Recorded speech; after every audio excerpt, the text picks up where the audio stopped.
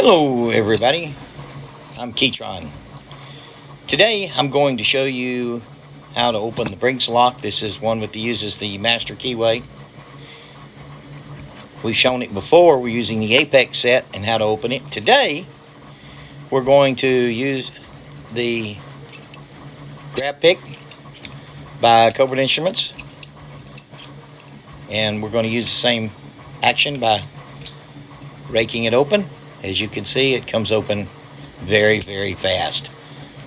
Once again, this is using the Gravpic by Cobra Instruments. Bottom of the keyway. And we rake that thing open relatively fast. Ladies and gentlemen, I'm Keytron. Thank you for watching.